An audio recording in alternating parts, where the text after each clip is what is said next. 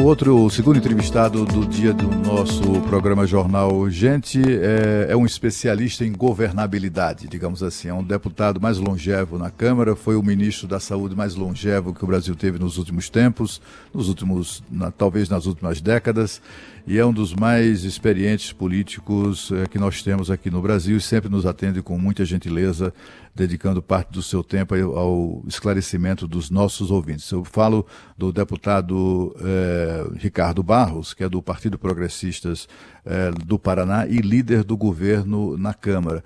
Muito bom dia, deputado. Tem sido dias difíceis, né, para o governo nesses últimos tempos aí, tanta pancadaria e também com o agravamento da crise da pandemia, né, provocada pela pandemia. Muito bom dia. Bom dia, Cláudio Humberto, bom dia. Realmente não se esperava um agravamento tão grande da pandemia, não se esperava esse agravamento e, obviamente, isso implica, sim, numa pressão sobre o governo, né? Óbvio, embora o Supremo tenha dito que pandemia é lá com o prefeito e com o governador, na verdade, o governo federal é muito cobrado e tem responsabilidade também no abastecimento. Embora estados, municípios e União possam comprar medicamentos, o governo federal, alguns medicamentos de ampla distribuição são comprados pelo governo federal. Deputado, bom dia para o senhor, é um prazer tê-lo aqui mais uma vez aqui na Rádio Bandeirantes. Agora, em certa medida, eu falava com o Cláudio Humberto aqui, com os nossos ouvintes, o governo federal admitiu que a condução da saúde e da pandemia não estava sendo adequada, né? Admitiu porque houve uma troca do ministro da Saúde, entrou o doutor Marcelo Queiroga, que é alguém do ramo, que é um médico, o discurso já mudou, a postura do presidente, que ainda se mostra reticente em alguns aspectos, também mudou, ele está sendo visto com máscara, né? Que pode parecer pouco, mas para a nossa realidade é bem significativo. O que o senhor espera que de fato mude com a presença agora do novo ministro da Saúde, deputado? O ministro está com liberdade de montar uma equipe técnica muito, muito qualificada. O ministro está em condições de agir, tem o apoio da sociedade científica e vai conseguir, com certeza, melhorar o ambiente ao longo do tempo. As vacinas já estão compradas, 560 milhões de doses. Nós precisamos o quê? Precisamos um ambiente político para antecipar essas vacinas, especialmente da China e dos Estados Unidos, e, portanto, a pressão sobre o ministro Ernesto Araújo está nesse sentido, de que temos que ter alguém com trânsito para criar boa vontade para que esses países antecipem o fornecimento já contratado, e temos que a Anvisa, como vocês estavam falando há pouco, nós só temos 3 vacinas aprovadas da Anvisa até agora, Coronavac, Pfizer e AstraZeneca. Uma crise dessa, mais de 20 vacinas estão sendo aplicadas em larga escala nos seus países, exportadas para todo mundo. A Anvisa está preocupada com a sua excelência, está preocupada em ser o top do top do top das agências, está preocupada com estar reconhecida internacionalmente. Só que isso está nos causando mortes. É exatamente isso. Nós tínhamos programados da Covaxin para este mês de março 8 milhões de doses. E não vamos receber porque não temos autorização da Anvisa. Entendeu? Cada vez ela pede mais documento, né? E o mundo inteiro entende a emergência e avalia o risco da vacina e o benefício da vacina, né? Porque toda vacina tem risco, nenhuma delas teve o acompanhamento dos efeitos colaterais tardios, porque não deu tempo de fazer esse estudo. Mas o mundo todo está preferindo vacinar do que aguardar essa informação. Então, eu gostaria de dizer que, sim, o governo tem a sua responsabilidade, comprou as vacinas, centralizou agora os medicamentos de intubação para tentar fazer uma distribuição mais correta, para não deixar que hospitais de grande poder aquisitivo tenham o insumo e os outros não tenham, então, para fazer uma distribuição equânime, mas a capacidade produtiva desses medicamentos é limitada e o consumo está acima dessa capacidade. Então, oxigênio, medicamentos de intubação, neste momento, são os grandes desafios do ministro Queiroga, além da antecipação da vacina. Ministro, me permita chamá-lo assim, que o senhor foi ministro da Saúde, tem amplo conhecimento desse assunto. Eu até trouxe aqui para os nossos ouvintes mais cedo, o senhor estava falando agora sobre esse comportamento da Anvisa, né? Meio alheio ao que se passa no país do ponto de vista da necessidade da vacinação. Esses dias agora, o Ministério da Saúde solicitou a emissão de licença de importação da vacina Covaxin, da Índia, e entre os documentos, alguns inusitados exigidos pela Anvisa, estava a própria licença. Ora, se o Ministério entrou lá no Siscomex para pedir a licença de importação e a Anvisa disse, tudo bem, mas apresente tais e tais documentos, e entre aqueles exigiu até a própria licença, tem alguma coisa errada. O senhor percebe algum tipo de manipulação da burocracia, alguma má vontade decorrente de interesse político, ou não? Ou é mesmo um alheamento total do que se passa no país em termos de necessidade de vacina? Cláudio Humberto, isso tem um pouco desta coisa que eu te falei, da excelência, né? Do querer ser a melhor agência de todas as agências e por isso ser exigentíssimo em cada documento que emite, e um pouco tem a ver com o apagão das canetas, né? Que é a situação que nós temos no Brasil, do ativismo político do Ministério Público, do CGU, do TCU, do TCE, do MPF, todo mundo quer processar alguém. Então, o servidor público tem medo de tomar decisões que sejam questionadas posteriormente. Então, isso no Brasil está muito grave, o Estado está paralisado, nós temos 300 bilhões de reais em obras com dinheiro disponível e não conseguimos fazer, porque não se termina nunca o licenciamento da obra. Nesse caso, é a mesma coisa, né? Quem autoriza se responsabiliza. Então, como há esse ativismo, você veja bem, quem comprou o respirador lá no começo da pandemia e pagou caro, porque os respiradores estavam caros naquele momento, está sendo processado, polícia na porta, confusão. Quem não comprou e deixou as pessoas morrerem por falta de respiradores, esses não estão processados. O omisso no Brasil não é penalizado. Lamentavelmente, isso faz parte do problema que nós estamos vivendo hoje. Deputado, o senhor falou do ativismo político, e acho que não é exagero chamar de ativismo político algumas posturas do ministro Ernesto Araújo. Tanto assim que parece inevitável, né? A pressão está cada vez mais forte e parece que não haver outra alternativa a não ser a troca do ministro das Relações Exteriores. Se bem que ontem, me parece que foi ontem, o presidente Bolsonaro voltou a elogiar o ministro Ernesto Araújo.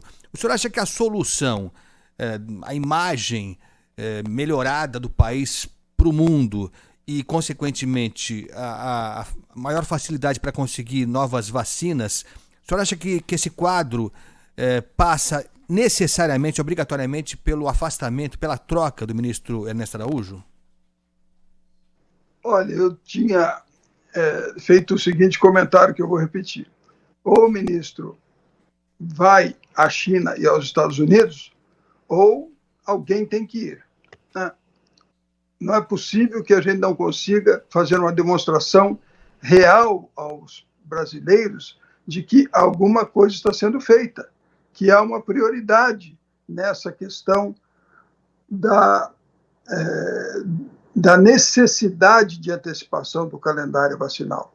Nós temos muitas vacinas para serem entregues no segundo semestre, quando os Estados Unidos já estiver todo vacinado, quando outros países produtores já tiverem resolvido seu problema interno.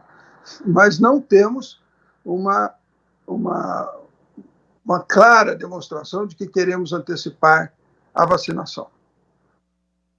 Mas, deputado, esses dias aí os representantes dos laboratórios farmacêuticos convidados a participar de um evento no Senado, de uma discussão no Senado sobre isso, todos foram unânimes em afirmar que é impossível antecipar a entrega de vacinas, né? A gente sabe também que todos esses fornecedores de vacina, quase todos, são privados. Não se submetem, portanto, a uma decisão ou a uma determinação, por exemplo, nos Estados Unidos, do Joe Biden. E também há um compromisso das empresas americanas que produzem vacinas, que quando receberam um aporte do governo federal, ainda no governo Trump, né, para a produção da vacina, um compromisso de primeiro atender o mercado norte-americano. Como vencer esse...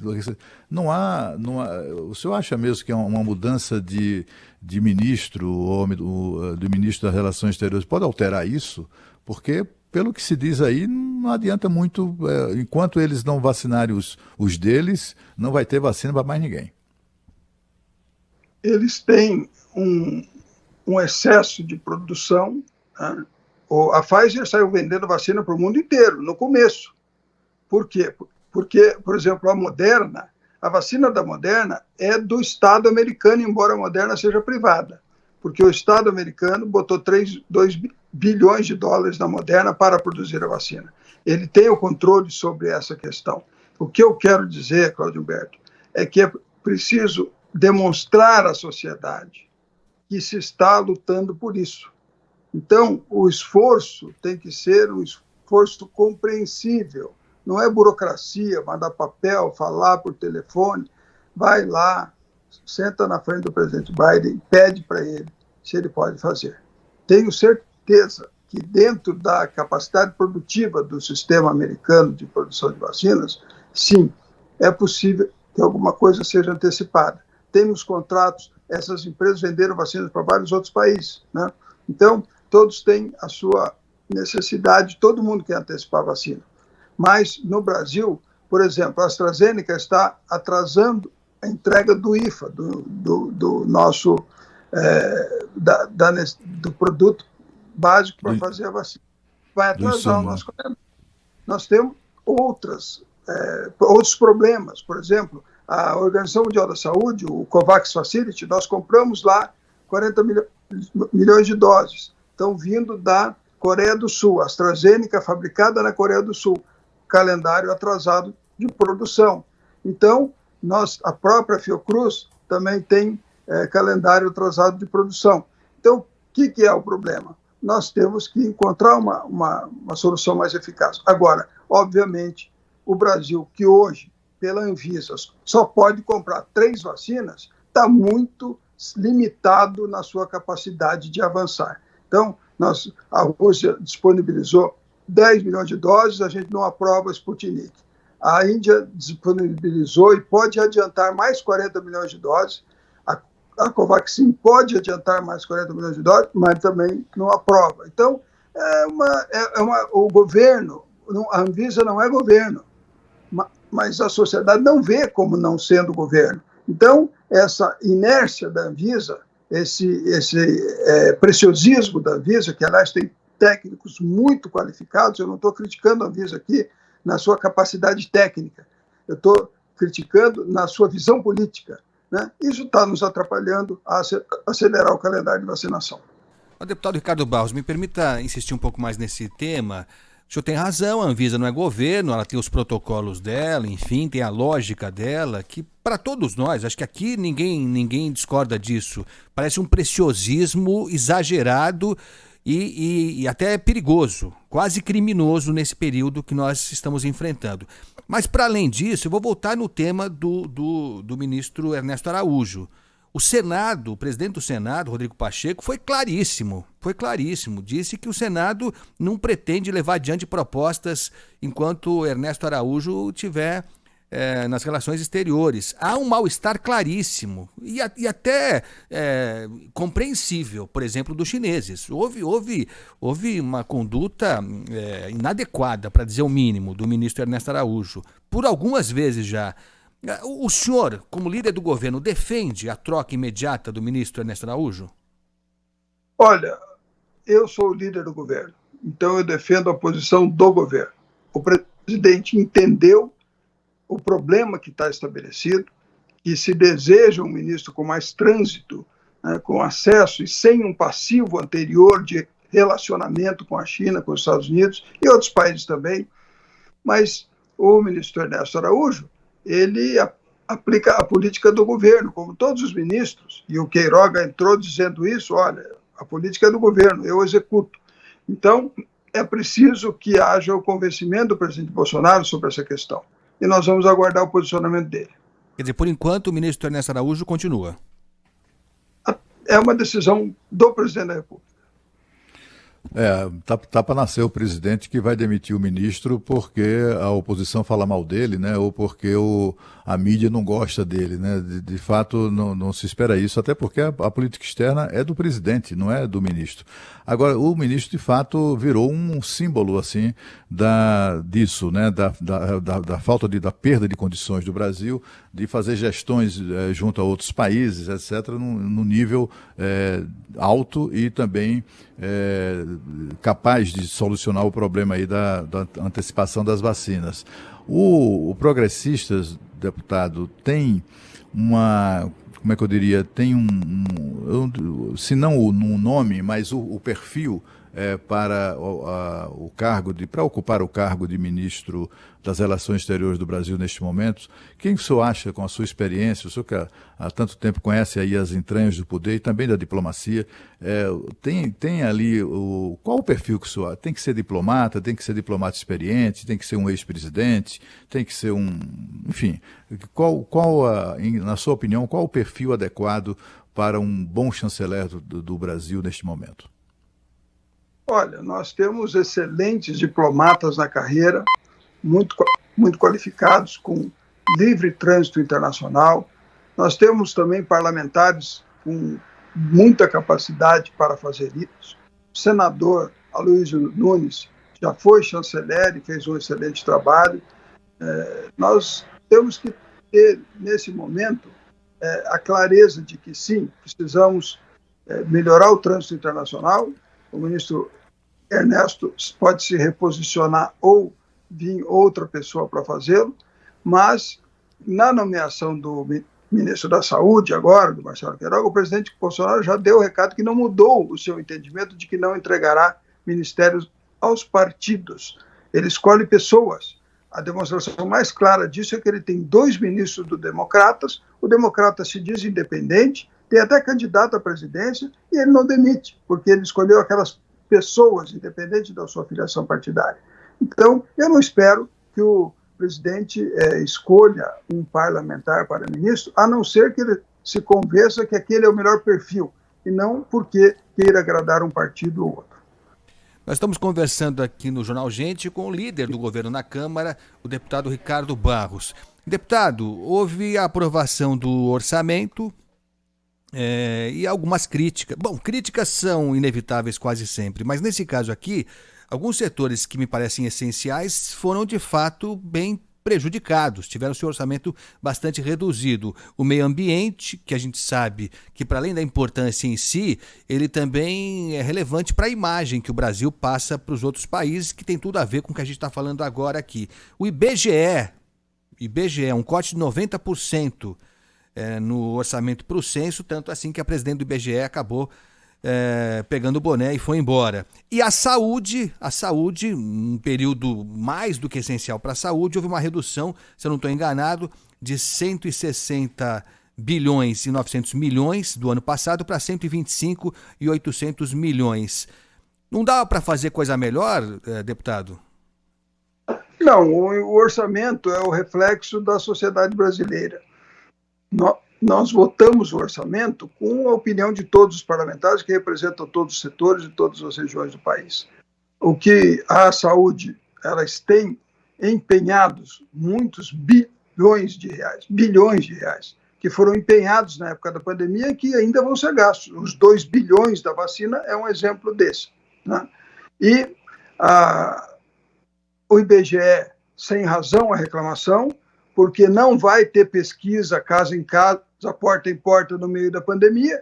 Quem é que vai abrir a porta e receber o pesquisador em casa na pandemia, né? Então, é sem razão. Não é possível fazer o censo esse ano.